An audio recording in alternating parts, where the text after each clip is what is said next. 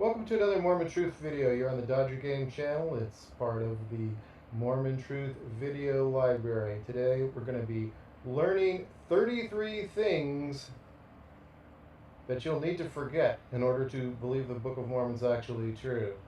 Well, to be honest, I just use that number because it's about what I think I'm going to share, and it's a nice number to think of some things in the occult and Freemasonry and that sort of a thing, which is basically what the leaders of many religions seem to be into, even though they appear to be guiding Christian religions. Well, was Joseph Smith involved in that sort of a thing? I'm throwing some subtle hints here. We've got a pentagram down there in the red, and then we've got another inverted pentagram from the Nauvoo temple, slightly blown up there just so you'll notice it next to Joseph Smith. And then almost subliminally we've got some women that might be in the spiritual wife system kind of blended into a Freemasonic mural there in the upper left. 33, signifying the 33rd degree of the Scottish Rite, which Joseph Smith did not belong to. He was a York Rite Mason.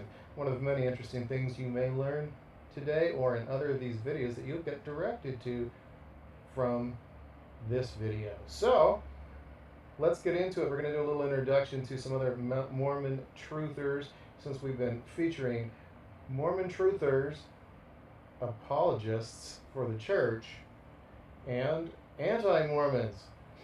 Of course, Mormon truthers are often called anti-Mormons, critics, and anything other than something complimentary by church leaders for some reason that use typical left-wing media tactics of discrediting and associating people who, well, reveal truth that just isn't really helpful to the corporation. Not good for the corporate image. Remember, as Boyd K. Packer told us so truly and honestly, not all truth is useful. Well, and that's not all useful for the image. And as Andre Agassi told us, image is everything. I guess Boyd liked watching tennis, or at least the Canon commercials they played during Wimbledon. So let's get on with it. There may or may not be 33 things. I'm going to invite a little viewer participation on here, inspired by Sam and Tanner, and that would be a little game here for Mormon truthers to see if you can count how many things you're going to need to forget from this video to believe that the Book of Mormon is true. Don't forget, you will have opportunity to get documentation on these things in the other videos in the Mormon Truth video library. I'll show some snapshots of which ones those might be so you can go in and get it for yourself, in case you're one of those LDS folks that gets offended and says, "This is all a bunch of lies! I can't believe any of this is true! I've never heard of it before." You may not have heard of it. You probably haven't heard of some of it, but it is true, and I document it in the other videos. This one is just going to name a few things.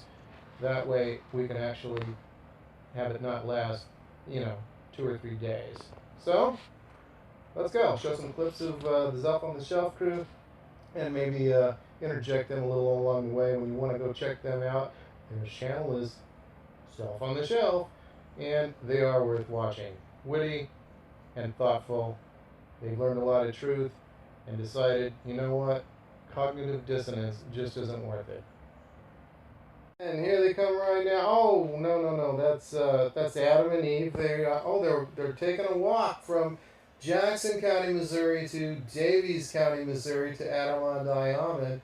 They've just gotten kicked out of the garden. They've got their new clothes on, and there's a tiger in the background. You didn't know there used to be tigers in Missouri, did you? Okay. Tanner? Samantha? Are you there? Welcome to yet another Zelf production of Reading Mormon Apologetics So You Don't Have To. Special edition. The Apostle Edition. We're going to be reading Jeffrey R. Holland's most recent Education Week address. And welcome to another episode of Reading Mormon Apologetics So You Don't Have To. I'm Tanner. And I'm Sam. And this is going to be the worst. So a lot of people have been tagging us and sending us this article. You've probably seen it already, so sorry that we're a little late on it. The alarming truth behind anti-Mormonism.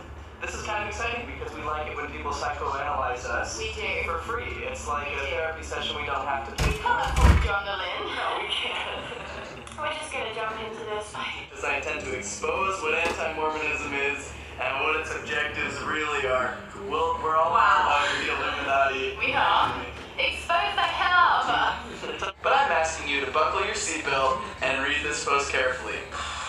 Buckle seatbelt Shit, and... man. Oh, I'm not even ready to, I'm about to be exposed. Oh, he's giving us a little foreshadow. There's an important aha moment in point 4 that you won't experience unless you've carefully read everything that comes before it. We will carefully read everything. Alright, you guys ready for point number 4? I can't wait for the aha. Parentheses, and please don't forget to share this article. It may help more people than you know. Alrighty then, let's get started. Alright, so Joseph Smith, the golden plates. Starting off with the golden plates business.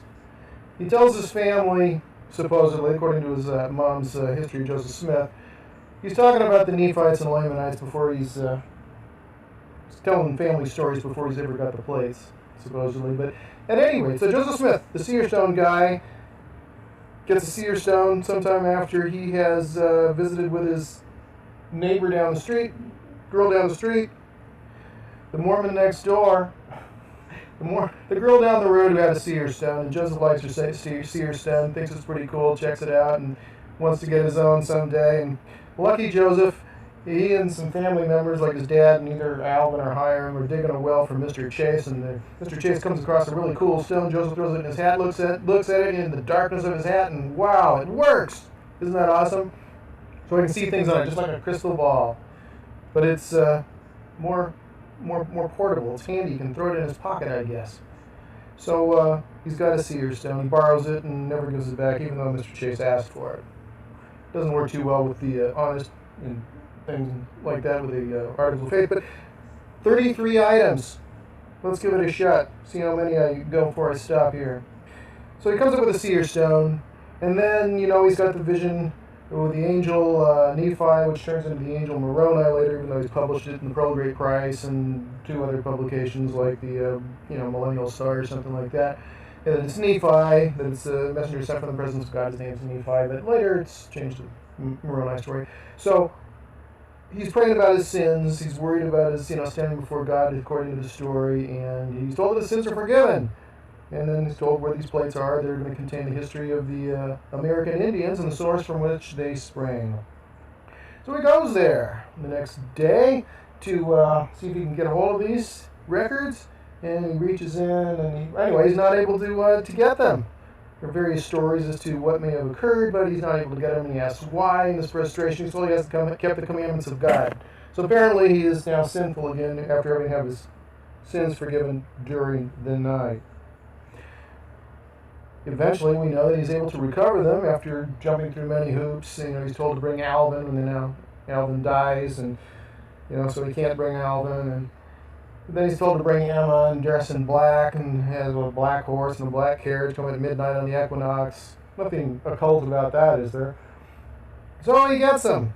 And we see all these movies from the church, and he's running with these gold plates that should have weighed, 150, 200 pounds.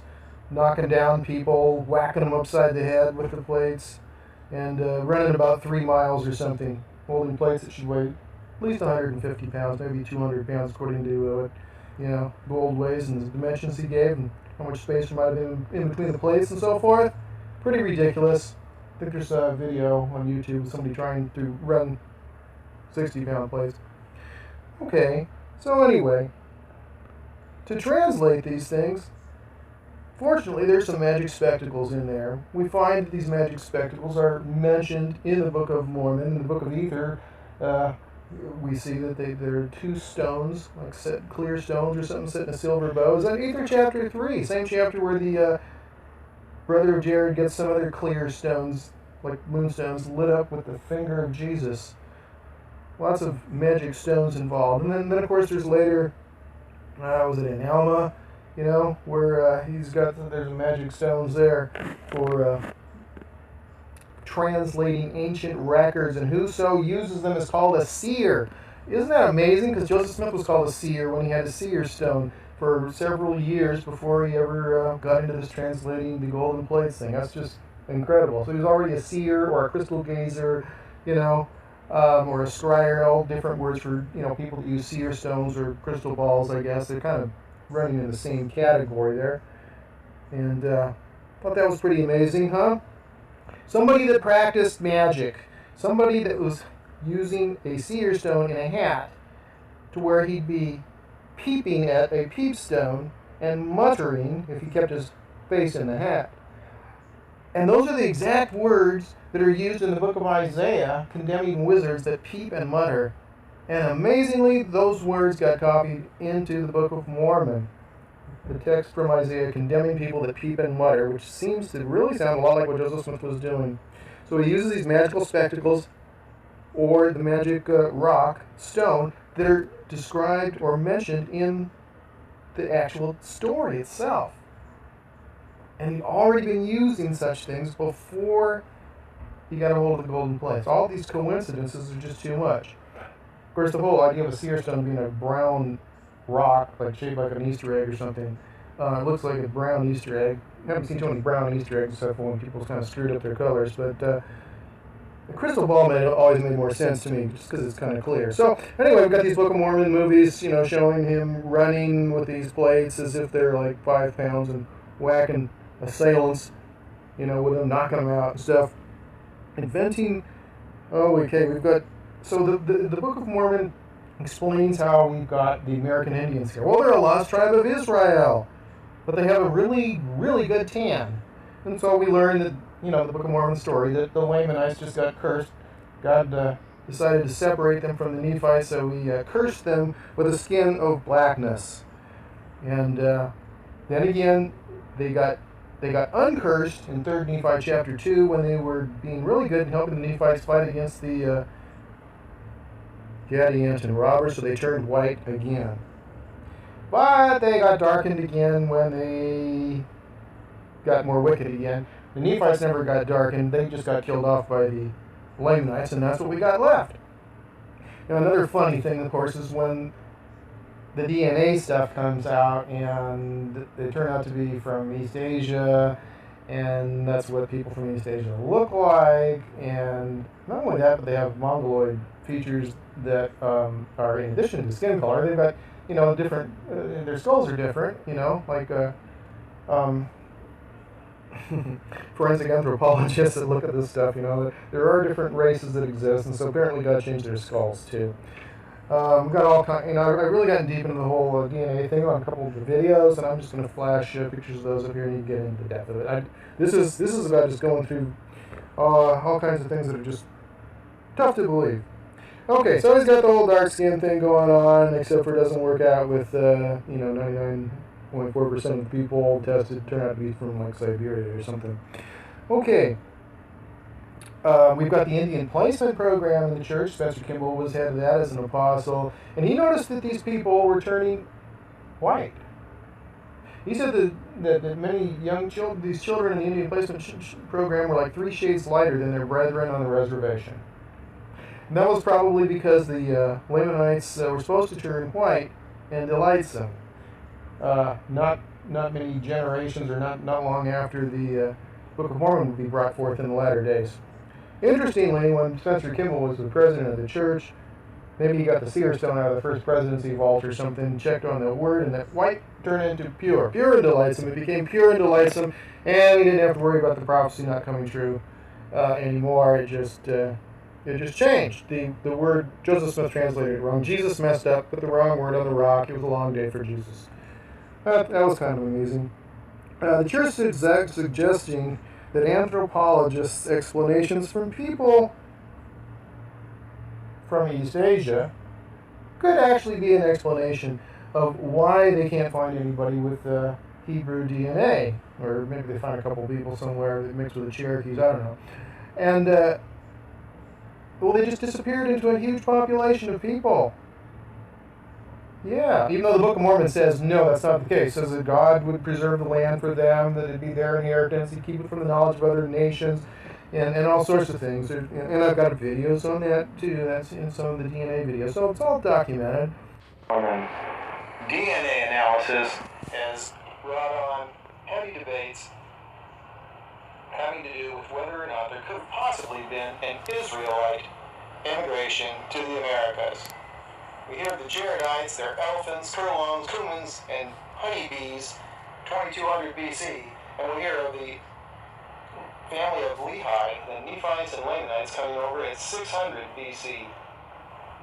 However, DNA analysis of Native American peoples have shown results of 99.4% of them having their ancestry out of Northeast Asia, like around Siberia. Are these people Eskimos in disguise, parading as Israelites? To go into the Book of Mormon, because there are a lot of promises, prophecies, and very strange stories in the Book of Mormon, as well as the discussion of doctrines associated with patriarchal blessings. I want to watch that, but the church basically backpedaled, said the Book of Mormon doesn't say what it does say. This is the Gospel Topic Essays, by the way, on DNA and in the Book of Mormon on LDS.org, in case you haven't seen those. Church doesn't exactly advertise them on the homepage and say, hey, come check out all our problems. Yeah. So they suggest that they disappeared into an existing population. The only problem is, of course, that these people supposedly came across on a land bridge when the oceans were lower, like after the last ice age. You know, a few thousand years before Adam was leaving the garden. Kind of a problem. The other problem, of course, is that the flood of Noah, which is LDS doctrine, and in the book of Genesis and affirmed in the retranslated book of Genesis portions there in Moses, the Joseph Smith inspired version, and other places in the LDS scriptures affirming that definitely was a literal event, the flood of Noah about 2344 BC, which apparently didn't wipe these people out. Even though the Bible says it does, it says it doesn't. It said, no, these people must have survived that flood if they came long before Adam to disappear into. So that's another thing you just kind of have to put on your shelf and forget, along with Zelph the White Lamanite. He must have been super righteous or something. He was probably helping the Nephites. Maybe he was a double agent. I'm not sure. Zelph on the Shelf people probably really know the answer. They must have researched it, and they must have had a reason to call themselves that. And I imagine it's one of those things you've got to put on your shelf until it finally collapses under the weight of too many things, and your rational mind starts to work, and you go, good grief, did I actually believe some of these things? I'm the writer, director, and creator of the Mr. Deity Show. Well, for the first 27 years of my life, I was a Latter-day Saint, a Mormon. I don't believe in the golden plates or in Reformed Egyptian. I no longer believe that the Hebrews were white and delightsome people 600 years before Christ. I no longer believe that when the prophet speaks, the thinking has been done. I no longer believe that God is such a poor communicator that he said horse, but meant deer. I no longer believe that a burning in my bosom is any indication of truth or value. I no longer believe that an institution which changes its doctrines as our culture evolves is in any way directed by a transcendent being. I no longer believe that other men understand God better than I do and speak for and or with him on a regular basis. I no longer believe that the Native Americans are Hebrews. I no longer believe in secret handshakes, keywords, or new names. I no longer believe in a place called Adam-on-Diamond, nor do I believe that the Garden of Eden was in Jackson County, Missouri. I no longer believe in taking oaths of secrecy. I no longer believe that Jesus and Satan are brothers. I no longer give 10% of my gross income to a multi-billion-dollar corporation. I no longer believe that a stone knife is a good substitute for what the Book of Mormon very specifically calls a steel sword. I no longer believe that black people are black because they fought less valiantly in some war in heaven. I no longer believe that polygamy was ever a divine institution or that God may have many wives. I no longer believe in prophets who taught that there were people on the moon. I no longer believe that God is merely an exalted man with a body of flesh and bone. I no longer believe that women are unqualified or ill-suited for leadership positions in any organization. I no longer believe that God once lived on a planet just as we do now. I no longer believe that there's a God who punishes people by darkening their skin. I no longer believe that an ordinary Egyptian funerary text from the common era contains the writings of Father Abraham. I no longer believe that I can become a God with my own universe and planets and people to worship me. I no longer believe in being vicariously baptized for dead people. I no longer believe that our God is merely one God in a potentially infinite series of gods. Mormons. I no longer believe that dark-skinned people can become light-skinned people by living the Mormon gospel. I no longer wear religiously prescribed underwear, nor do I believe that such a thing protects anyone. I no longer believe that God lives on or near a star or planet named Kolob. I no longer believe that placing one's face in a hat containing a seer stone is a reliable means of translating an ancient language. I no longer believe that my happiness is enhanced by my obedience to other men's ideas of how I should live my life. I'm Brian Dalton. I'm a writer. I'm a director. I'm a rational human being. And I'm a foreman. And I'm a foreman. And I'm a foreman.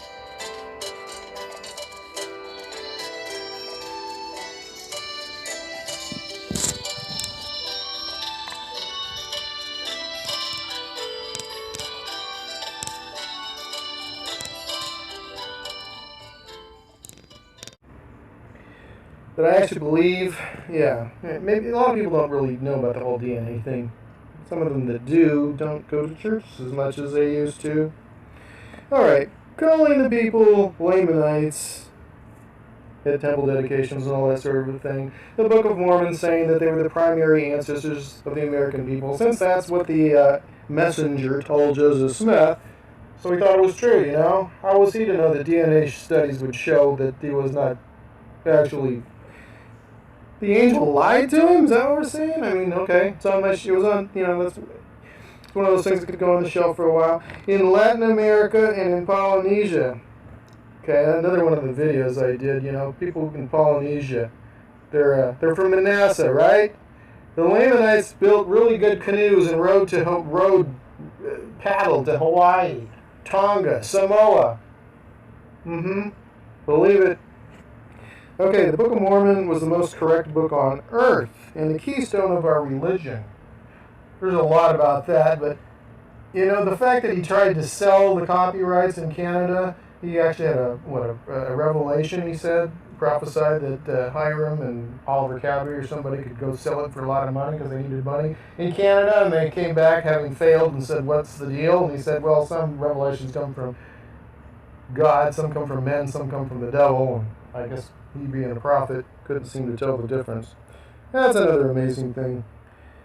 The language, the screw-ups. Jesus says that the Book of Mormon was translated correctly in Doctrine and Covenants section 1, and it was translated by the gift and power of God, but then they put in thousands of corrections afterwards. Some of the things about the corrections that are really odd, I'm sure one of the real oddities to me is that, you know, his grammar's all screwed up and stuff, except for the parts, of course, that come out of the New Testament and the Old Testament. The stuff that comes out of Isaiah supposedly goes from the plates of Laban into Egyptian and, you know, just like everything else. And it comes out word for word with the King James. No grammatical issues, but Jesus just can't speak English right when he's telling it to Joseph on the magic stone, unless it's something that comes out of the Bible. Then his English is just almost word for word with the exact version, actually, I think that Joseph Smith's family had. Isn't that strange? And of course, you've got stuff in the stuff that came supposedly on the plates of Laban from the book of Isaiah, which was written after they left Jerusalem. Maybe they got a special message from God on the Leahona about that, so they got an update after they left Jerusalem. Maybe that's what happened. Then again, there's the stuff that matches word for word out of what's in the Bible, King James Bible, that later Joseph Smith, when he's doing the Joseph Smith inspired translation of the Bible, sees that the Catholic Church screwed up in their wicked and abominable ways, and he corrects it and makes it render a plainer translation to the understanding of the children of men, not corrupted by the great and abominable church. Except for the corrupted part made it into the Book of Mormon. Yeah, so that's another one. Of course, there are translation errors. They say that, managed to come in, that were in the King James have been corrected, and they've made it into the Book of Mormon also. Oops. That's okay. It doesn't really... The stuff in the Book of Abraham is worse, but... we're not doing Abraham on this one. We're just taking to the Book of Mormon. There are so many things. Okay, the name of the church. That's kind of off topic, but not completely. So, this is kind of a Doctrine and Covenants thing, but it does relate to the Book of Mormon because, the Book of Mormon tells us that Jesus said to the Nephites, "Howbeit my church, they would be called in my name." If it's, John's name, then that's John's church. If it's Moses' name, it's Moses' church. So it's got to be in my name. Well, Joseph Smith, of course, founded the Church of Christ, 1830. He said, it's supposedly by the guidance of the Lord, but 4 years later, he renames the Church of the Latter-day Saints. Now, somehow, in all his inspired ways, he forgot to put the name of Jesus or Christ in there. Oops. Another 4 years go by or so, and say 1838, we have a revelation that says, "For thus shall my church be called in the last days, even the Church of Jesus Christ of Latter-day Saints." So what? Jesus' name had him just let him make up various names until then he straightens them out? Or Jesus can't make up his mind? Or... Anyway, I've got videos on that deal with that, especially the fact that Joseph Fielding Smith and Gordon B. Hinckley lied about it in various histories, such as Essentials in Church History by Joseph Fielding Smith and Truth Restored by Gordon B. Hinckley. They both lie about the whole church name thing, and don't tell you what those first two names were. They're pretty crafty. Whatever happened to being honest, huh? That's okay. Once you're calling elections made sure you can do anything as long as you don't shed innocent blood, right? Or deny the Holy Ghost. Okay, ridiculous Book of Mormon stories. Well, they walked to the Red Sea in 3 days. That's what it says.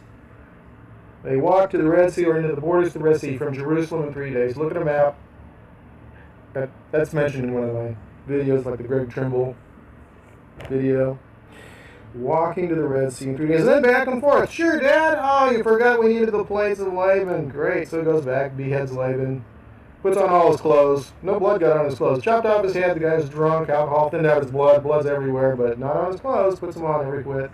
He notices, though, at night, that not only is it a steel sword, but the hilt thereof is of pure gold. Like jewelers test gold stuff in the daylight. But Nephi can tell it at night. Apparently Laban must have had a Halloween mask on while he was out partying in his loin armor, as it says, because the servant of Laban couldn't identify that it was Nephi instead of Laban. Nephi spoke in the voice of Laban. Doesn't say how he kept him from seeing his face. So maybe Joseph Smith or Nephi thought that they had the knights in shining armor masks on from a different era. I don't know. Would you wear that if you're out partying, getting drunk with your pals? Of course, on the other hand, would you be going to get the scriptures so you could go discuss them outside the walls of Jerusalem while you're busy getting wasted? Like he told the servant? Pretty amazing. Okay, then, they get going finally, and Nephi's parents start having more babies. He's the youngest child. They said he's large in stature, so he's basically full grown. Had to be, at least 15, 16. And they start popping out babies. Then by the time they get on the boat, they're ready to throw their gray hairs overboard, into a watery grave. Yeah. Okay. Yeah, including his mom. It's plural. So she's young enough to have babies, but she's old enough that she's ready to be thrown overboard. Dying of old age. Then, of course, they start having wars. They travel many days into the wilderness after they leave the other guys, whom somehow he finds out got turned, dark-skinned. And even though they've gone many days into the wilderness, who knows where they are? How can you wander many days into the wilderness and still see what your brethren are doing and then have wars with them? You're on, you got 2 continents to get lost on, and they manage to have wars. With what? About 24 people? Hey, honey, make a little less dinner tonight. I'm not sure how we're going to do in our war. Okay. All right, next. Oh, yeah, okay, so Jesus comes to visit. And the people are playing, Pin the Tail on the Lamanite or something. Well, not really, but they're doing something in the land bountiful after all the destruction, and Jesus has, been crucified, and it's time for his resurrection has happened, and he shows up. It says there were 2,000 men, plus their families, plus their wives and children. 2,000 men plus their wives and children, and Jesus individually blesses all the children as a part of a multifaceted day when they did all kinds of other things. It sounds like it's a matter of minutes or maybe less than an hour. I don't know. How long do you leave little they're doing this. If you do the math, it would have taken like, what, 16 hours if you're giving like 1-minute blessings or something for the number of children they should have had based on like a typical ward now when people use birth control possibly. You know, I mean, give me a break. And do the math. Get out your calculator. I remember thinking about that one. You know, I looked at that and I thought, you know, this isn't working. But I put it on the shelf. I had really well reinforced shelf in there for a while. Alright. The precious ore. 2 Nephi. Is it chapter 5, verse 15 to 16? That's a good one. I'm going to let Sean McCraney give us that. He's another anti-Mormon hero. We can call him anti-Mormon. He was a member of the church, and unlike most Mormons that notice that they've been had by all this stuff, some of them, a small percentage, maybe about 10%, turn Christian, and he's one of them. Anyway, we're going to put him on because I'm putting him on for a couple of these because he's entertaining. He's good. He's good. All right, building synagogues and temples all over the place. Tens of thousands were converted unto the Lord. This is, about the time they're expanding and shipping by, sending by way of ship like wood and materials for these people to build in the land northward that's been, rendered desolate of trees. Doesn't work too well with the limited geography theories that people have tried, but, that's not official stuff. Just another way they tried to make it work when they, things just don't work with the Book of Mormon geography, anthropology, DNA, steel factories, anything. Anyhow, they're building, and it says they've got all these precious ores and then gold and silver or whatever. Yeah, they say like gold and silver, and then they say and precious ores. And precious ores? What precious ores do they have that they used in those days that are more precious than gold and silver? But in the next verse, they're building the temple like the Temple of Solomon, and they would do it just like the Temple of Solomon, except for they don't have any precious things to use. They left them in the last verse and forgot them. It's incredible. Yeah, that's another one McCraney does. There's a few he does that are they're funny. So I'll save a couple for Sean because he's really entertaining. You might as well enjoy losing your testimony, I suppose, right? To be serious, the whole thing is horrendously sad when you figure out that you've been deceived so many ways. Jacob speaking French. What about the Jaredites speaking Greek? We've heard about the Nephites speaking Greek. What about the Jaredites speaking Greek? What, right from the Tower of Babel? I used to call it Babel, but I actually learned this. I'm not a Sean McCraney disciple, but he taught so many things in just one funny video about the Book of Mormon. Yeah, seriously. 2200 BC, and they're saying words like Jesus and Christ. Not only that, they're using New Testament arguments, the grace versus works, or, all that kind of stuff. James versus, the epistles of Paul, disputed basically in Alma and that sort of thing. But actually quoting out of the New Testament, like Peter, Paul, John, whoever, word for word, you just see things like, we hope in Christ, we rejoice in Christ. I'm pretty sure I read that in the New Testament. That's okay. Nephi was communicating with them. Yeah. You just have to, kind of forget those things, right? 160 pages disappearing. The big thing. With the storyline, what? He was worried somebody was going to change it. What did they have? Disappearing ink? And somebody who was such a perfect forger and calligrapher that they could fake, Martin Harris's handwriting and maybe some of Emma's, with the same thing in the same space after smudge-proof somehow erasing the ink. It was ink. I'm sure they didn't have graphite pencils. Why do you think we have so many mistakes in the Book of Mormon? Where they or rather it was this. We buried our weapons of peace, or rather we buried our weapons of war from peace. Is that really? Moroni took the time to engrave that stuff wrong in Egyptian on gold plates, getting writer's cramp? Is that what happened? Seriously? With all the work you'd have to do? No, that's something that's it's coming out of your mouth, and I meant it this way. That's not something that happens when you're engraving something, etching it into metal. You'd have time to figure out that I don't want to screw this up, and have writer's cramp that I already don't need. Unbelievable. All right, we've all heard, if the Book of Mormon is true, the church is true. If the church is true, do everything we say. Joseph Smith's a prophet. Spencer Kimball's a prophet. Hinckley's a prophet. Pay, pray, and obey. It's all true. It's got to be true if the Book of Mormon's true. So we've got magic glasses, magic stones, magic seer stones, a magic guy turning into a prophet, Lamanites getting turned dark and then turning light, and then prophesied they turned light again after they turned dark again, but Spencer Kimball changes it because it was mistranslated, even though Jesus said it was translated correct. This is the Book of Mormon, the founding document of the Mormon Church. It tells the story of a group of Hebrews who came to the Americas supposedly around 600 BCE.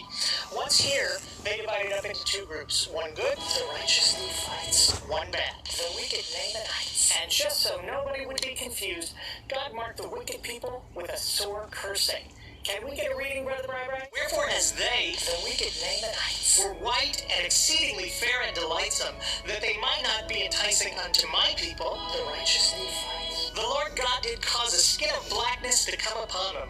And thus saith the Lord God, I will cause that they shall be loathsome unto thy people. Because we white and delightsome types really do find dark skin loathsome. And cursed shall be the seed of him that mixeth with their seed, for they shall be cursed even with the same cursing. And the Lord spake it, and it was done.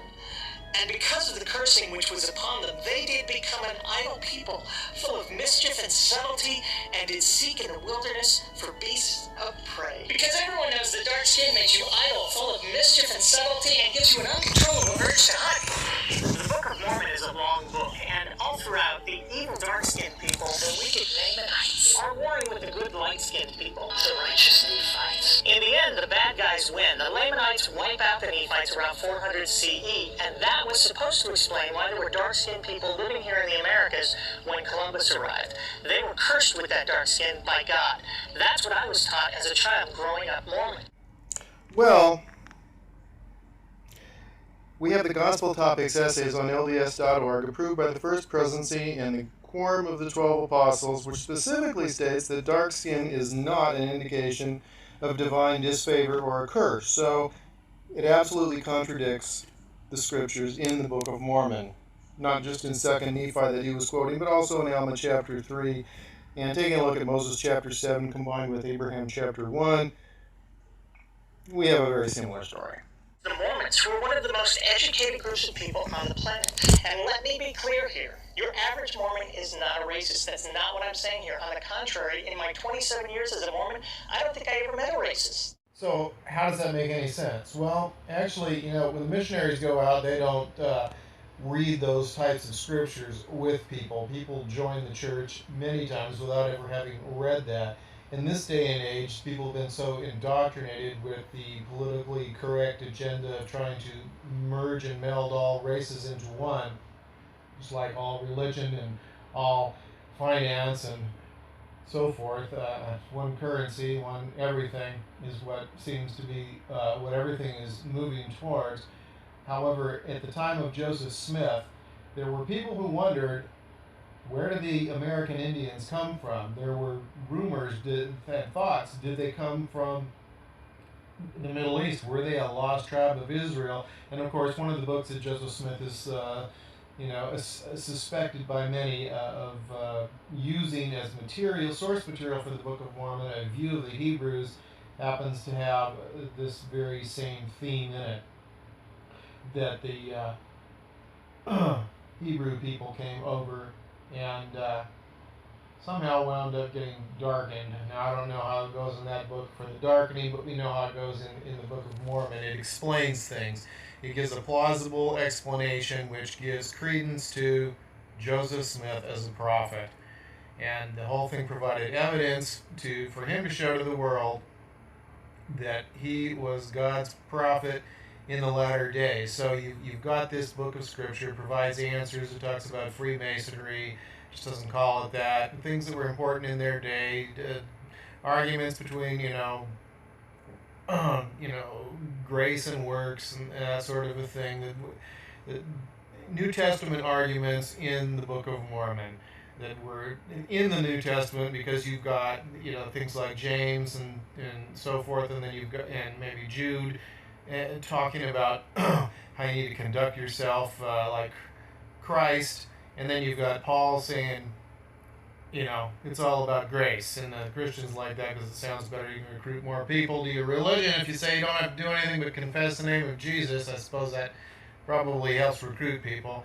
So Mormonism requires more works, and it's a little bit more like the Gospel of James and so forth.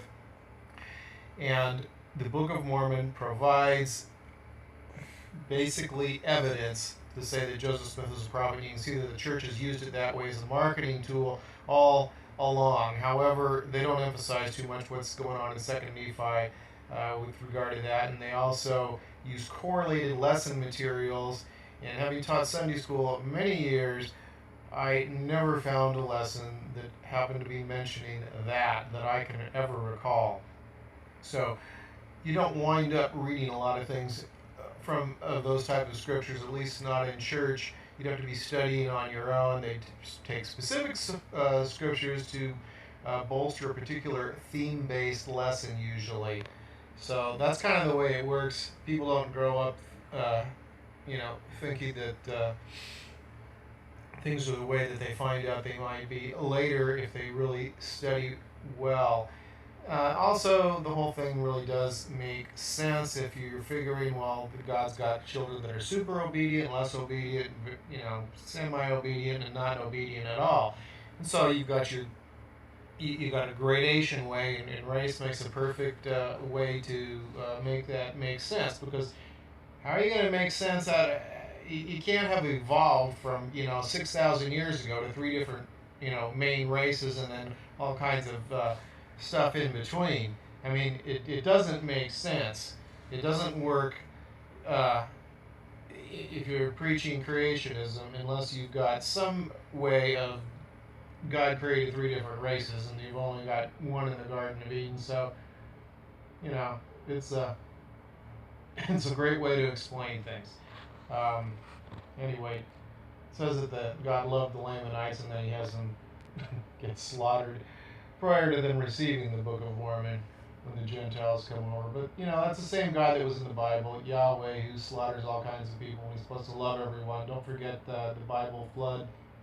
Don't forget Moses slaughtering the people and Joshua slaughtering the people. Moses, offering human sacrifice and, all sorts of horrendous things. So, God doesn't have the best record if you really do your reading. I don't recall too many Sunday school lessons going over the Old Testament scriptures in depth where the most heinous acts were being performed. And anytime they get to any of it, of course, they just say, oh, all those people were wicked. Wicked toddlers?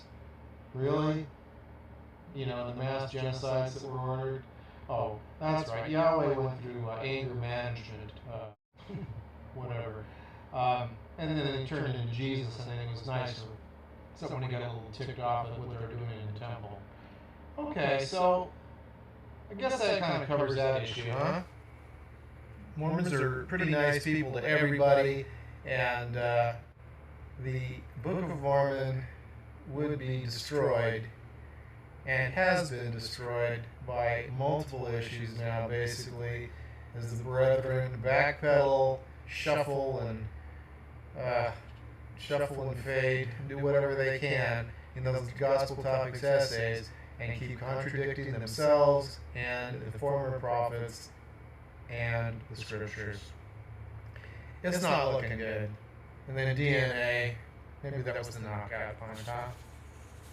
That and trying to be PC when it contradicts your own scriptural base. Not good. So watch the DNA ones and the race and priesthood because they really do overlap. So why would the Mormon Church allow this racist idea to remain part of its holiest book? Because they have to. The idea is so essential to the Book of Mormon story that to get rid of it would be to undermine the entire Book of Mormon and thus the entire Mormon faith. The founder of Mormonism never intended the Book of Mormon to be an allegory or to be taken figuratively. This book was supposed to be an actual history of the pre-Columbian peoples of North, Central, and South America. Mormons teach and believe that the Book of Mormon is the keystone of their religion and literally the most correct book on earth. Mormonism is not like other religions where you can pick and choose which parts you believe in. So you're either all in or you're all out. This book can only be the most correct book on earth if God really does punish people by darkening their skin. If dark skin is a curse, as Mormon scripture clearly states. If not, this thing is a fraud. Of course, I must admit that I haven't been completely fair here. The Mormon God is not a total mambo fella. He has provided a way for people with dark skin to rid themselves of their sore cursing. All they have to do is believe in the Mormon gospel, and soon their scales of darkness shall begin to fall from their eyes, and many generations shall not pass away among them, save they shall be a white and delightsome people. It's good to be white and delightsome. Oh, crap, I'm ready to sun. Courtesy flag, don't want to get the dark skin thing going.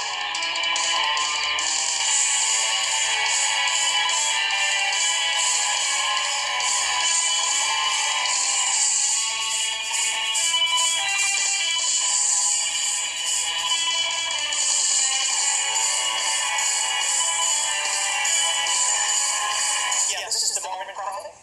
Yeah, it's the deity. Alright, you know what? Stop growling. I'm looking at the text here, and this white and delightsome thing is going to kill us. We got to change it to pure and delightsome. Well, that's really late in the book. I mean, who's going to read that far? The faithful can't even get past 2nd Nephi. I mean, you've read the thing, I assume. You couldn't get past Alma. Well, you know, that's okay. I mean, you know, the Christians, they can't get through their book either. Yeah. Mark Twain really was right, huh? It's chloroform in print. Let's get a case in point here. I'm going to show you how to get to where we are here. Because even though the church told us that it was important to them for us to know where to go to get the truth, and that place was LDS.org, they were making it easy for us to find the truth. They wanted us to know their history. Actually, you haven't seen that yet, have you? I showed that in another video. So here we are, homepage of LDS.org.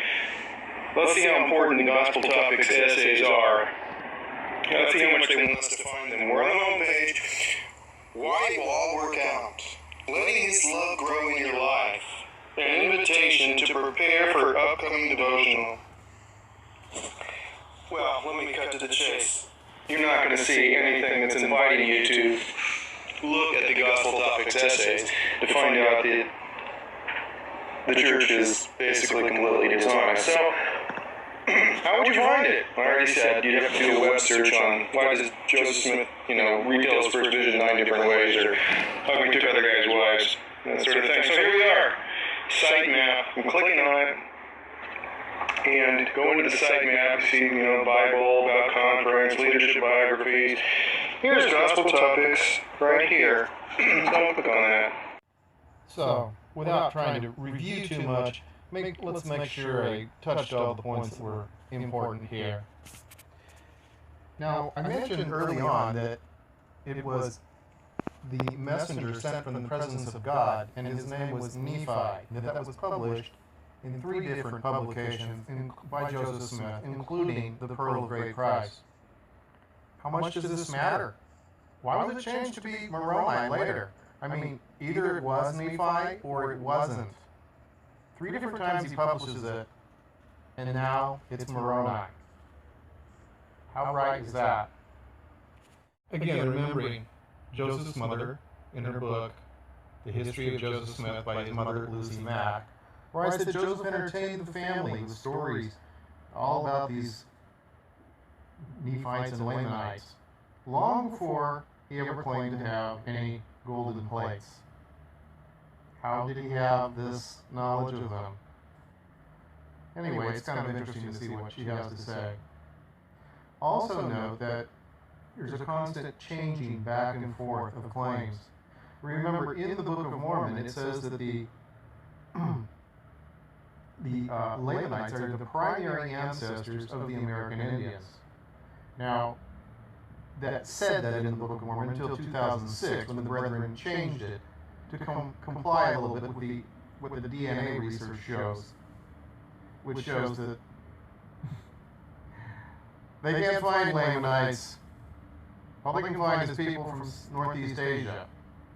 There are people that say they found a few Cherokee Indians with a little bit in there, but I'll address that again in a moment. So they keep changing things.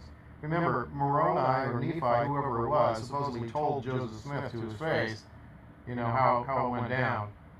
Not just out of the book, but he told him. And then it says, the book says, that these are about the American Indians and the source from whence they sprang. It's very clear, but the church backtracks on that. They backpedal, they change the story. They change the story over and over again. All right. And this whole DNA thing is ridiculous. Because either way, it proves the Book of Mormon is false. If there is no one here, if there are no Israelites in the Americas, as the DNA evidence claims, then there were no Israelites that came. And, it says they're the primary ancestors of the American Indians. They're trying to change. So now they change things in their Gospel Topics essay and say, oh, well, they just mailed it into a great crowd. Okay, we know that the Book of Mormon says they were all alone. There's tons of evidence, and I already mentioned a bunch of it. But to be concise about this, if there were people here, then they had to come before Adam. They had to survive the flood of Noah.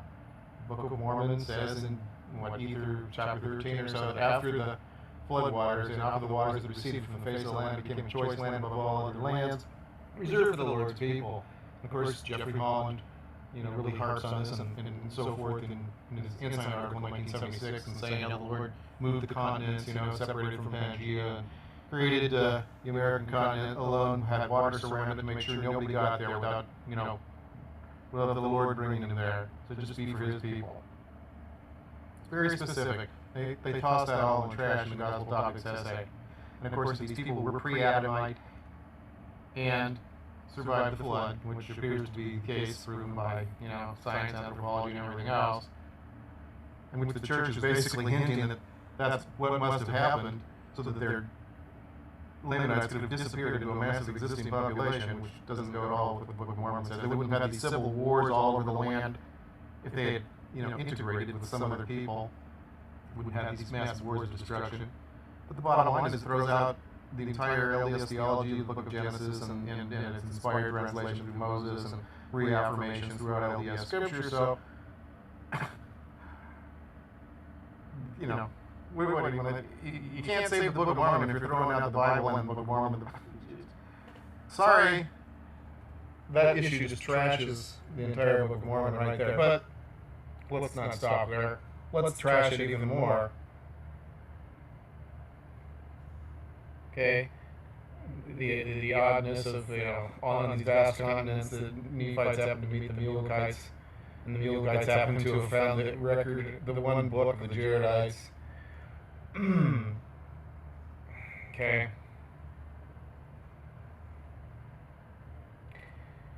Where are their temples and sanctuaries and synagogues and all the things that they built that it says? There's so many things. And I haven't even talked about the stuff other people harp on, really, so much, all the animals, various kinds of animals that are named that, supposedly weren't here. I mean, people talk all about that. That's big news, and then they try to argue, and that's why we heard God didn't mean a deer. How about a tapir? That's not officially from the church, but the apologists try all sorts of ridiculous things. Now, if there's some people in the Ohio Valley that have some Middle Eastern descent, well, they're not the Lamanites. The Bible's proven to be not true by this. Genesis is a fraud. Of course, I got another video that the Abraham ones. I mean, come on.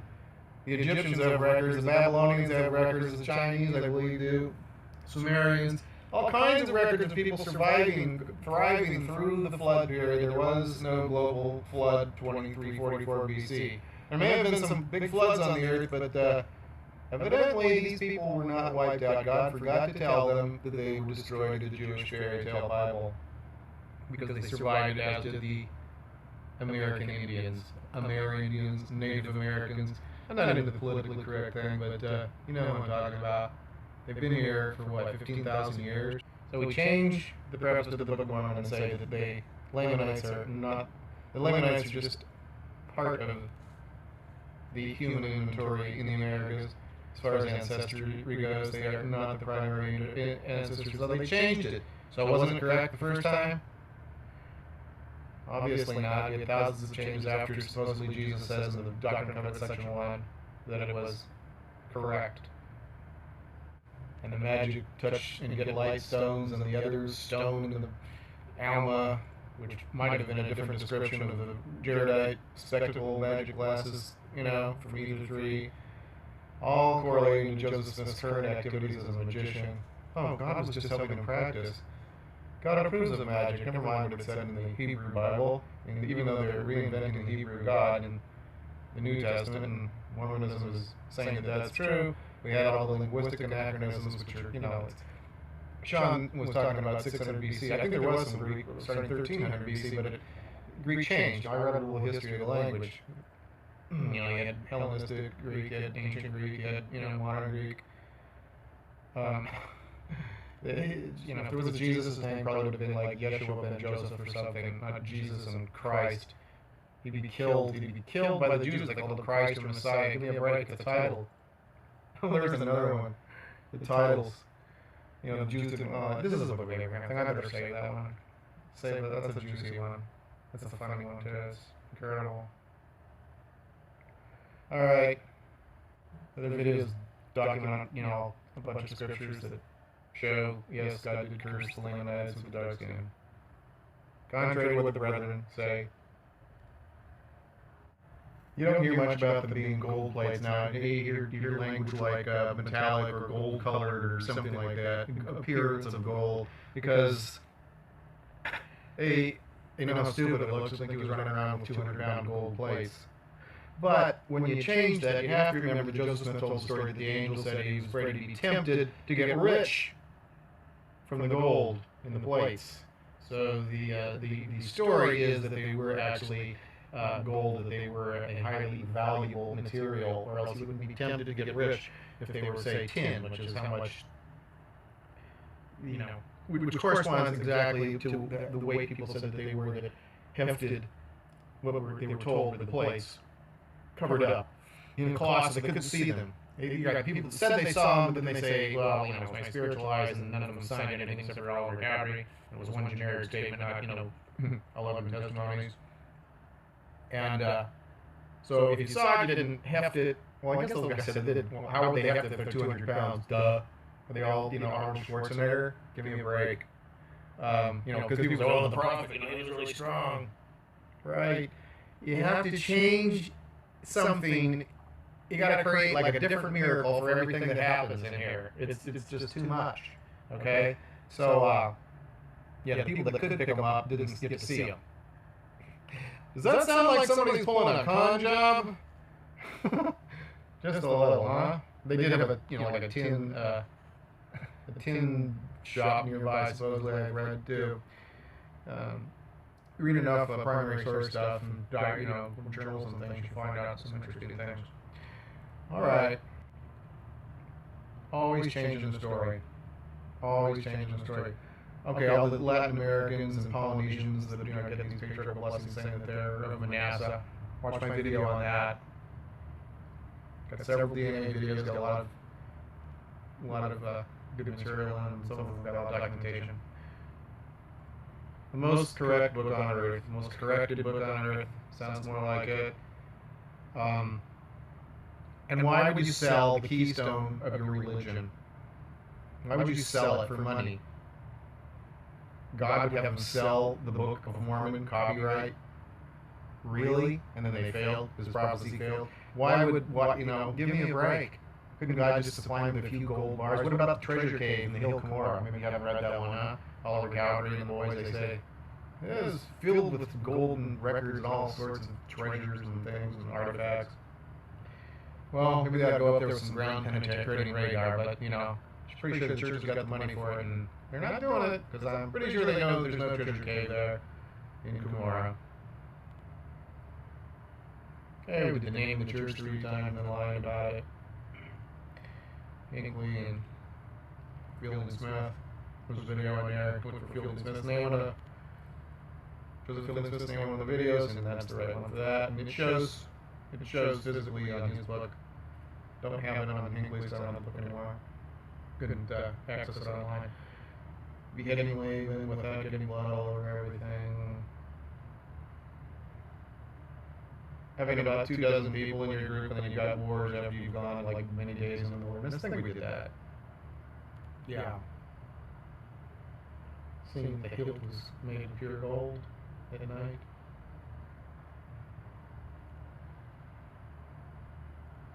Precious ores, no precious ores. Synagogues all over the land, spreading all over the face of the land, covering the whole face of the earth.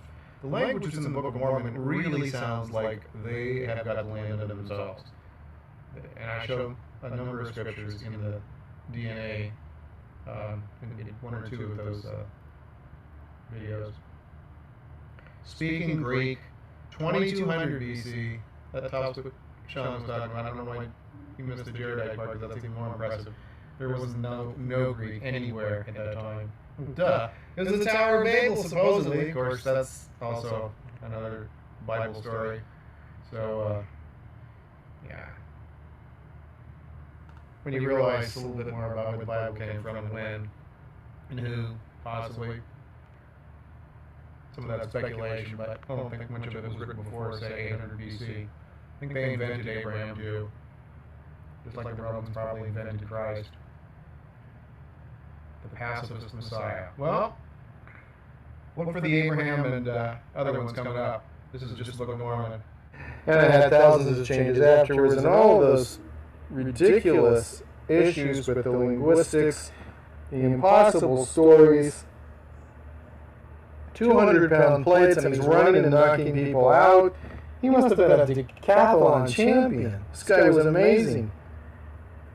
Steel sword with a gold hilt at night. Parents giving birth to children, and they're so old they're ready to die a couple years later. Unbelievable. The Jaredite barges. They're tight like unto a dish. They're airtight, but yet they'll stay underwater for periods of time because of the waves of the sea. Waves don't crash down on you generally like that and sink, There can be storms that can get water over it, but it sounded like they're supposed to be underwater. It's physically impossible. Not to mention when they're filled with animals, because supposedly they didn't have any animals. They said they had to carry bees with them. Good luck carrying. I'm glad I wasn't in the barge with the bees, huh? Or the mastodons, or whatever, Orson Pratt thought they were in. Flocks and herds for 345 days or something. So they've got to hold the bottom to empty the animal and the human things that you don't want to waste, shall we say. Give me a break. Is that all we had in the Book of Mormon? It has to be more. And I didn't count. But 33 is a good number for a Freemason, even if Joseph Smith was in the York Rite and not the Scottish Rite. It's a good occult number. I have to do one on 13 points of the Book of Abraham. Today the Church disavows the theories advanced in the past that the black skin is a sign of divine disfavor or a curse. The Book of Mormon versus what the brethren have to say in the Gospel Topics essays, including the one on race and priesthood, and I've got videos on these. The brethren seem to like to contradict the scriptures, and then of course leave out the scriptures from the essays, because there's no sense calling too much attention to the fact that you're not telling the truth, even though the preface says that they really want us to understand the church's history. It's important to them, so that's why they gathered all this information for us. We wouldn't have to look anywhere else. They put it on gospel-topic-essays on LDS.org. And then never said anything about it on the homepage. 2013. Did you find out about them then? You would have if they were on the front page with a big ad.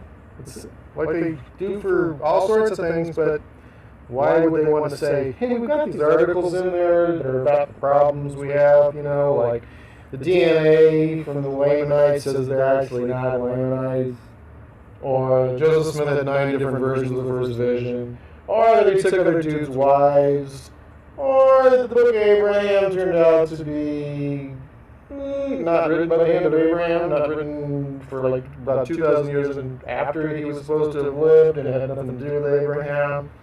But my book, Abraham, stuff's more about the content of it, the astrotheology and the linguistic anachronisms and other linguistic issues and other historical issues. Basically, whoever wrote the book of Abraham had no idea about the language development, the meaning of words, who lived where, when, culture, the Chaldeans, Egypt, Egyptus, Pharaoh, and inventing Jehovah. But that's not part of this one, so watch my videos on that. Watch my next bashing the book of Abraham video, probably. Alright, last week we presented some troubling changes in the most corrected book on the face of the earth, the Book of Mormon. Tonight, let's examine some problems the Book of Mormon narrative contains. We showed you last week things that were changed, literally corrected in this book that supposedly came from God's mouth, Joseph's eyes, to Oliver Cowdery's hand. But let's first look at what Steve Conley has called some slips of the tongue in the Book of Mormon. Now, Conley suggests that instead of seeing the actual words on a piece of parchment appear before his eyes in a hat, that Smith was narrating and coming up with the stuff as he went along, probably from an outline, and that when he made a mistake in his narrative, he would fix it, and it would be recorded in the narrative. So let's give you some examples. Mosiah 7:8 reads, "They were again brought before the king and were permitted, or rather commanded, that they should answer the questions." So if it was a direct revelation from God, why would God say that they were permitted, or rather permitted, they were commanded, why would he make that change midstream like Joseph did? Another example of this is in Alma 5:10. Listen to this. Alma says, "I have never known much of the ways of the Lord and his mysteries and marvelous power. I said I had never known much of these things, but behold, I mistake. For I have seen much of his mysteries and marvelous power." So he totally changes his mind in the very thing he was saying. That wouldn't happen if it was a translation from a hard copy of gold, or if it was Joseph Smith actually reading words from God and giving them to Oliver. It happened because he had an outline and he was making up the story as he went, and he corrected himself right then and there. Alma 24:19 says, "And thus we see that they buried their weapons of peace, or they buried their weapons of war of peace, for peace." So again, we have a correction right there in the text of this great Book of Mormon. In Alma 43:38, Joseph Smith dictated this, which Oliver Cowdery recorded. "They being shielded from the more vital parts of the body, or the more vital parts of the body being shielded from the strokes of the Lamanites." So this was totally coming out of Joseph Smith's head, and it's proven by these discombobulated sentences where he's kind of doing a stream of consciousness, and he's saying, "And therefore I stepped into the stream," or rather, "I stepped onto the bridge that was covering the stream," because he was giving it to him. He was doing it, none of the other things. In 2 Nephi 15:5. Along those lines, it's kind of interesting to note right there. It goes along with the 116 pages business. Why wouldn't Oliver Cowdery just correct that stuff? Maybe because he was writing it in ink? Well, if he didn't write it in super easily erasable pencil or disappearing ink, then that whole issue with 116 pages and not being able to possibly detect forgery if someone changed something is so So ridiculous. Of course, it's also ridiculous in Ether chapter 3 when Jesus asks the brother of Jared. He's surprised. He asks him what's going on when he's cowering because he sees the finger of the Lord. If Jesus knows everything, that shouldn't have been a problem. He should have known. It's like in the New Testament. It says that Jesus perceiving their thoughts. And then, of course, the next thing is, did you see more than that? Why would he ask that? He already knows everything. Alright, anyway, good points there, Sean. 15 of the most corrected book on the face of the earth, it reads, "And I did teach my people to build buildings and to work in all manner of wood, and of iron, and of copper, and of brass, and of steel, and of gold, and of silver, and of precious ores, which were in great abundance." Then in the next verse, he says, "And I, Nephi, did build a temple, and I did construct it after the manner of temple of Solomon, save it were not built of so many precious things, for they were not to be found upon the land." I mean, in the verse right before, he says there's gold and silver and precious ores which were in great abundance, and then in the next verse he says none of it is found upon the land to build the temple out of. All right?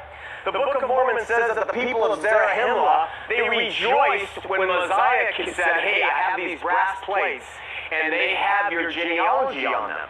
And the Book of Mormon says that the people of Zarahemla rejoiced. But in the Book of Omni 117, it says that Mosiah could not understand the people of Zarahemla because their language had all become corrupted. And so how could they ever understand that their genealogy was on the brass plates and rejoice over it if they couldn't understand each other? We have clumsy writing found throughout the Book of Mormon. Let me give you one example. We'll get to the others as we come across them. For example, 2 Nephi 4:14 actually reads, "For a more history part are written upon mine other place."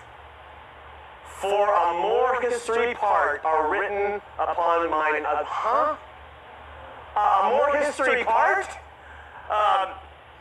Okay. Of course, we pointed out the anachronistic use of Jesus in the Book of Mormon, but all through it, it says, "And his name shall be Jesus Christ." 600 years before Jesus is born, it says in the Book of Mormon, "His name shall be Jesus Christ." Unfortunately, 600 years before Jesus was born, Greek wasn't even in existence. The name Christ is Greek. In the Book of Mormon, it would be like it's saying, "And his name shall be Jesus Messiah." Jesus didn't have a last name. His last name wasn't Christ. Act like it was Jesus Samuelson or something.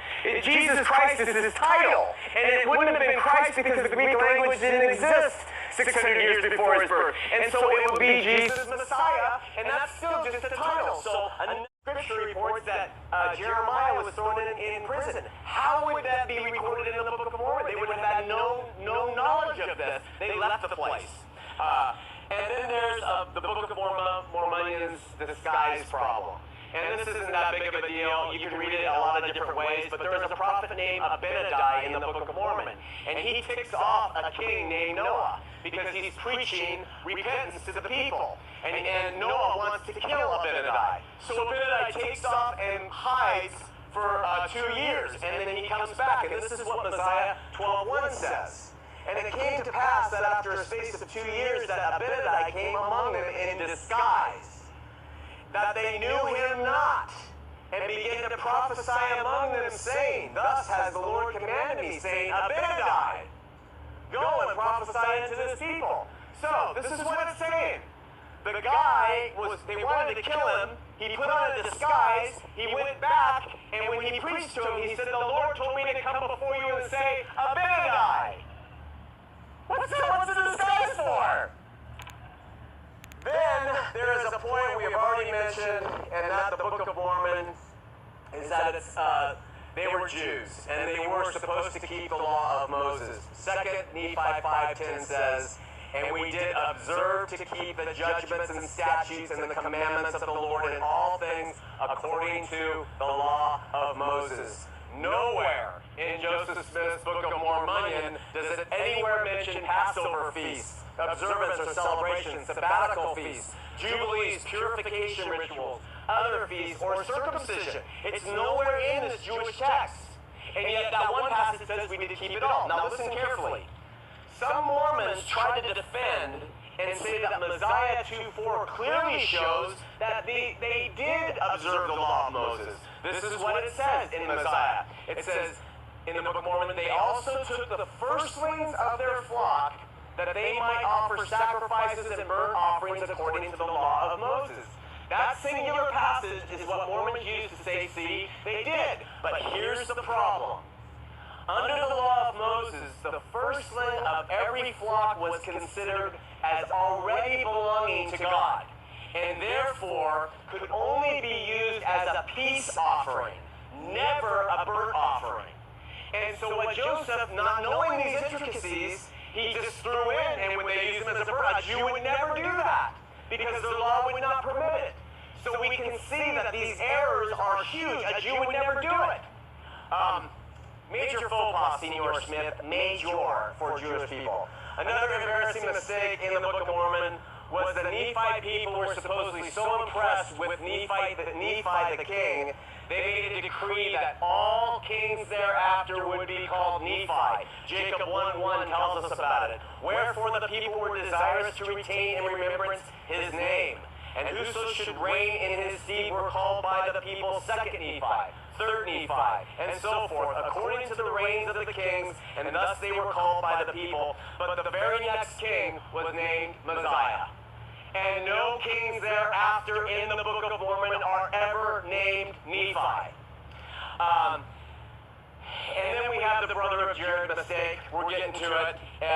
Ether 3:15, God says to the brother of Jared, and remember Joseph Smith is writing a parallel to the Bible, never have I showed myself unto man whom I created. That's a quote. Yet in the Doctrine and Covenants, 107:54, Joseph Smith says the Lord appeared to Adam, showed himself to Adam. So we have a complete contradiction there. And then we have the word adieu. That is a French word. Adieu makes itself into the text of the Book of Mormon. Now, Mormon defenders say, well, as a translator, Joseph had the liberty to use whatever word would fit what he was translating. And I would agree. If he was translating from a set of gold plates and was just looking at them and he knew how to do it, and he saw a word that was tough, and I think I'm going to have to use French here to say goodbye, adieu, and put it in, that would make sense. But if he's reading off writing coming from God in a hat that's telling him what to say and Oliver's recording it, it means God chose to use adieu. God is telling him to use the word adieu. I tell you, I suppose it's better there. Maybe God was there. I mean, where's it end? And so finally, let's look at the biggest farce in the world in terms of mistakes in the Book of Mormon. And that is, it makes you wonder how any woman running for president of the United States and is going to govern our country could believe this stuff.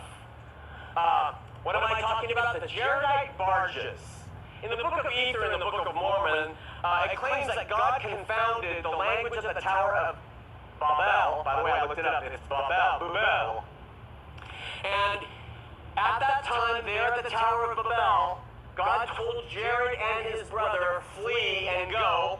And so they did, and the brother of Jared, Joseph later tells us his name was Mahanrai Moriankamer. Anyway, God told Mahanrai Moriankamer to build 8 barges. And this is how the Book of Mormon describes these barges, which are going to cross over the Pacific Ocean from the Tower of Babel's area and land in the Americas, it says. And they were small, and they were light upon the water, even unto the likeness of a fowl upon the water. They were exceedingly tight, even that they would hold water like unto a dish. And the ends were peaked, and the length was the length of a tree. So what we have is a tree-length, football-shaped thing. That's really about, and I've seen pictures drawn by Mormon people who say it was all like a football-shaped thing. It was covered in animal skins, the Muhammad Mori Anchor made 8 of them, alright? Now, you got that glorious description. The Book of Mormon says a furious wind, in Ether 6.5, then blew, and for 344 days it blew, and these barges landed in the Americas. If that wind pushed those barges just 3 knots, that would mean about the speed you could walk. They would get to the Americas far sooner, and in fact they would circle the globe with a furious wind pushing that strong. And they were light, and they were floating upon the water. But what makes the story even more ridiculous is that these barges acted like submarines. Animal skinned, they would go beneath the ocean during storms, still cruising along. And then it gets better.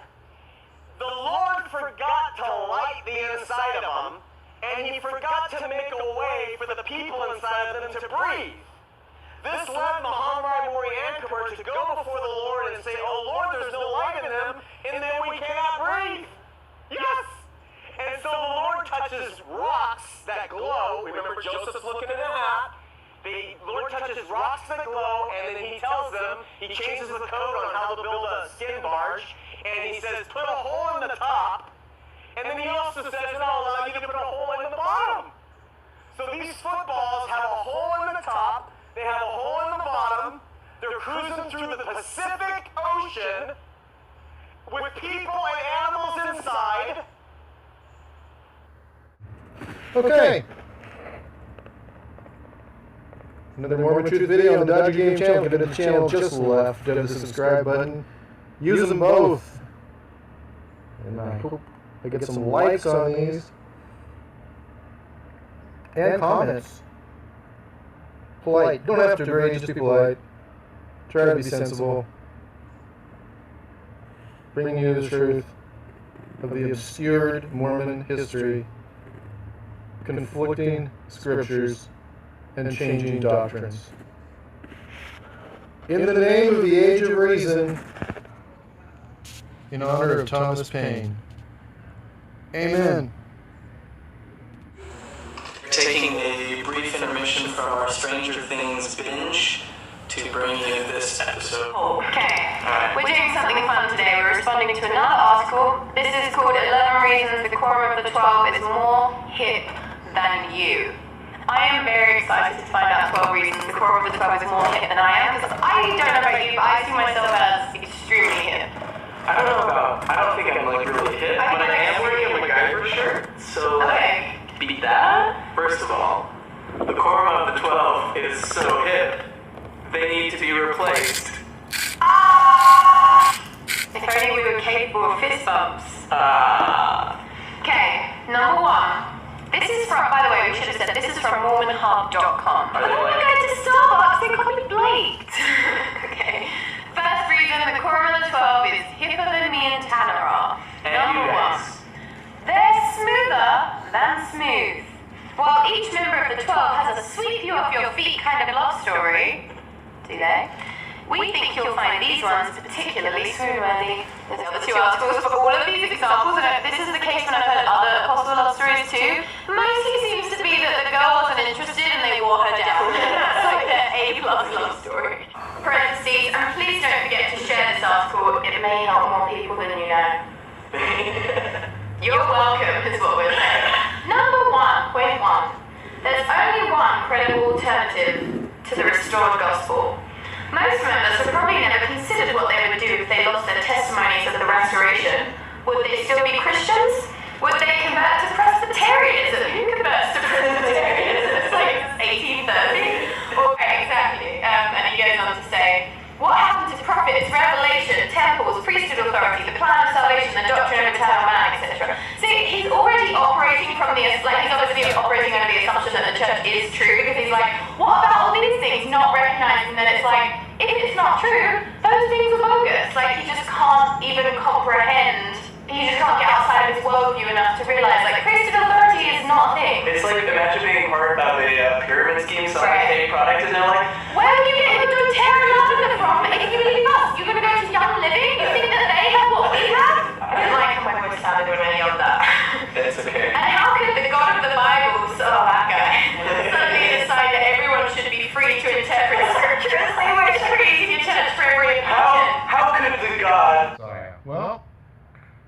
look for the Abraham and other ones coming up. This is just the Book of Mormon. So we get 33. Lay it out in the comments if you counted. I don't think that's really... somebody could have gotten out a pencil, calculator. Maybe do it on your smartphone when you're trying to listen to this. I don't know, it's pretty complicated. It's been a Mormon Truth video on the Dodger King channel. Please don't forget to share this article. It may help more people than you know. Welcome to another Mormon Truth video here on the Dodger Game channel. It's part of the Mormon Truth video library. Today we're going to be learning 33 things that you'll need to forget in order to believe the Book of Mormon's actually true. Well, to be honest, I just use that number because it's about what I think I'm going to share, and it's a nice number to think of some things in the occult and Freemasonry and that sort of a thing, which is basically what the leaders of many religions seem to be into, even though they appear to be guiding Christian religions. Well, was Joseph Smith involved in that sort of a thing? I'm throwing some subtle hints here. We've got pentagram down there in the red, and then we've got another inverted pentagram from the Nauvoo temple, slightly blown up there just so you'll notice it next to Joseph Smith. And then almost subliminally we've got some women that might be in the spiritual wife system kind of blended into a Freemasonic mural there in the upper left. 33, signifying the 33rd degree of the Scottish Rite, which Joseph Smith did not belong to. He was a York Rite Mason. One of many interesting things you may learn today or in other of these videos that you'll get directed to from this video. So, let's get into it. We're going to do a little introduction to some other Mormon truthers, since we've been featuring Mormon truthers, apologists for the church, and anti-Mormons. Of course, Mormon truthers are often called anti-Mormons, critics, and anything other than something complimentary by church leaders for some reason that use the typical left-wing media tactics of discrediting and associating people who, well, reveal truth that just isn't really helpful to the corporation. Not good for the corporate image. Remember, as Boyd K. Packer told us so truly and honestly, not all truth is useful. Well, and that's not all useful for the image. And as Andre Agassi told us, image is everything. I guess Boyd liked watching tennis, or at least the Canon commercials they played during Wimbledon. So, let's get on with it. There may or may not be 33 things. I'm going to invite a little viewer participation on here, inspired by Sam and Tanner, and that would be a little game here for Mormon truthers to see if you can count how many things you're going to need to forget from this video to believe that the Book of Mormon is true. Don't forget, you will have opportunity to get documentation on these things in the other videos in the Mormon Truth video library. I'll show some snapshots of which ones those might be so you can go in and get it for yourself. In case you're one of those LDS folks that gets offended and says, "This is all a bunch of lies! I can't believe any of this is true! I've never heard of it before." You may not have heard of it. You probably haven't heard of some of it. But it is true, and I document it in the other videos. This one is just going to name a few things. That way we can actually have it not last, 2 or 3 days. So, let's go. Show some clips of the Zelf on the Shelf crew, and maybe interject them a little along the way when you want to go check them out. Their channel is Zelf on the Shelf, and they are worth watching. Witty and thoughtful. They've learned a lot of truth and decided, you know what, cognitive dissonance just isn't worth it. And here they come right now. Oh, no, that's Adam and Eve. They're taking a walk from Jackson County, Missouri to Davies County, Missouri to Adam-on-Diamond.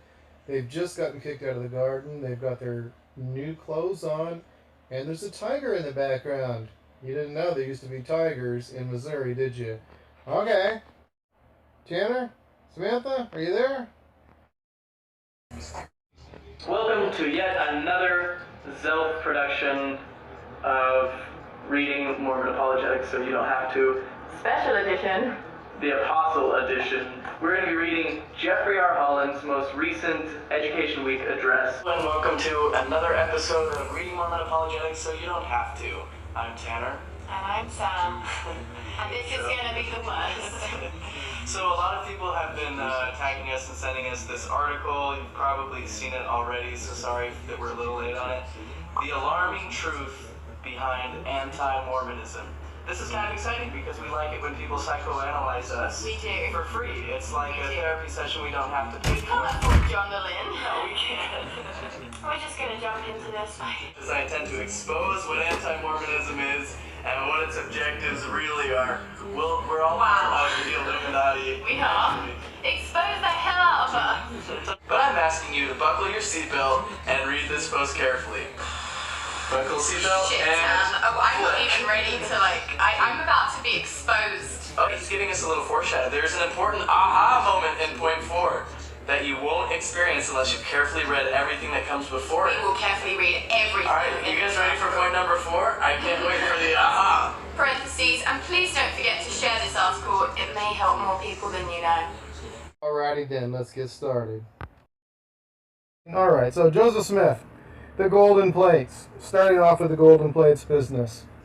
He tells his family, supposedly, according to his mom's history, Joseph Smith, he's talking about the Nephites and Lamanites before he's telling family stories before he's ever got the plates, supposedly. But at any rate, so Joseph Smith, the seer stone guy, gets a seer stone sometime after he has visited with his neighbor down the street, girl down the street, the Mormon next door, the girl down the road who had a seer stone, and Joseph likes her seer stone, thinks it's pretty cool, checks it out, and wants to get his own someday. And lucky Joseph, he and some family members like his dad and either Alvin or Hiram were digging a well for Mr. Chase, and Mr. Chase comes across a really cool stone. Joseph throws it in his hat, looks at it in the darkness of his hat, and wow, it works! Isn't that awesome? So I can see things on it, just like a crystal ball. But it's more portable. It's handy. He can throw it in his pocket, I guess. So he's got a seer stone. He borrows it and never gives it back, even though Mr. Chase asked for it. Doesn't work too well with the honest and things like that with the articles of faith. But 33 items. Let's give it a shot. See how many I go before I stop here. So he comes up with a seer stone, and then he's got the vision with the angel Nephi, which turns into the angel Moroni later, even though he's published it in the Pearl of Great Price and 2 other publications like the Millennial Star or something like that. And that it's Nephi, that it's a messenger sent from the presence of God. His name's Nephi, but later it's changed to the Moroni story. So he's praying about his sins. He's worried about his standing before God according to the story, and he's told that his sins are forgiven. And then he's told where these plates are. They're going to contain the history of the American Indians and the source from which they sprang. So he goes there the next day to see if he can get a hold of these records. And he reaches in, and he's not able to get them. There are various stories as to what may have occurred, but he's not able to get them. And he asks why. In his frustration, he's told he hasn't kept the commandments of God. So apparently he is now sinful again after having had his sins forgiven during the night. Eventually, we know that he's able to recover them after jumping through many hoops. He's told to bring Alvin, and then Alvin dies, and so he can't bring Alvin. And then he's told to bring Emma and dress in black, and has a black horse and a black carriage come at midnight on the equinox. Nothing occult about that, is there? So he gets them, and we see all these movies from the church, and he's running with these gold plates that should have weighed 150, 200 pounds. Knocking down people, whacking them upside the head with the plates, and running about 3 miles or something, holding plates that should weigh at least 150 pounds, maybe 200 pounds, according to what gold weighs and the dimensions he gave, and how much space might have been in between the plates and so forth. Pretty ridiculous. I think there's a video on YouTube of somebody trying to run 60-pound plates. Okay, so anyway, to translate these things, fortunately, there's some magic spectacles in there. We find that these magic spectacles are mentioned in the Book of Mormon. In the Book of Ether, we see that there are 2 stones, like clear stones or something, set in a silver bow. Is that Ether chapter 3? Same chapter where the brother of Jared gets some other clear stones like moonstones, lit up with the finger of Jesus. Lots of magic stones involved. And then of course, there's later, was it in Alma, where there's magic stones there for translating ancient records, and whoso uses them is called a seer. Isn't that amazing? Because Joseph Smith was called a seer when he had a seer stone for several years before he ever got into this translating the golden plates thing. That's just incredible. So he was already a seer or a crystal gazer, or a scryer, all different words for, people that use seer stones or crystal balls, I guess. They're kind of running in the same category there. And thought that was pretty amazing, huh? Somebody that practiced magic. Somebody that was using a seer stone in a hat to where he'd be peeping at a peepstone and muttering if he kept his face in the hat.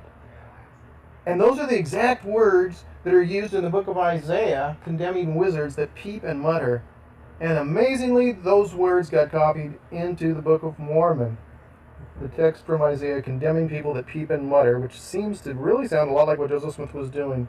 So he uses these magical spectacles or the magic rock, stone, that are described or mentioned in the actual story itself. And he'd already been using such things before he got a hold of the golden plates. All these coincidences are just too much. Of course, the whole idea of a seer stone being a brown rock, shaped like an Easter egg or something, it looks like a brown Easter egg. I haven't seen too many brown Easter eggs except for when people kind of screwed up their colors, but the crystal ball always made more sense to me, just because it's kind of clear. So, anyway, we got these Book of Mormon movies, showing him running with these plates as if they're like 5 pounds and whacking assailants, with them, knocking them out and stuff. Inventing, we've got, so the Book of Mormon explains how we've got the American Indians here. Well, they're a lost tribe of Israel, but they have a really, really good tan. And so we learn that, the Book of Mormon story, that the Lamanites just got cursed.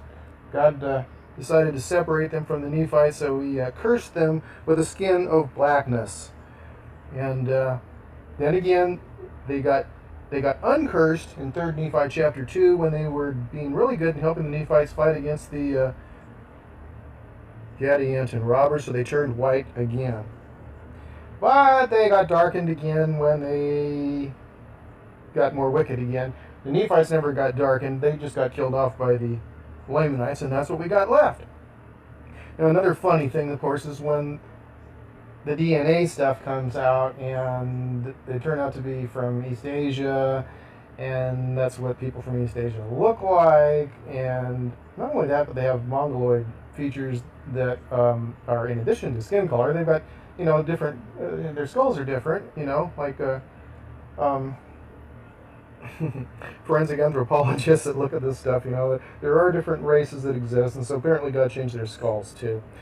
We've got all kind, I really gotten deep into the whole DNA thing on a couple of the videos, and I'm just going to flash pictures of those up here, and you can get into the depth of it. This is about just going through all kinds of things that are just tough to believe.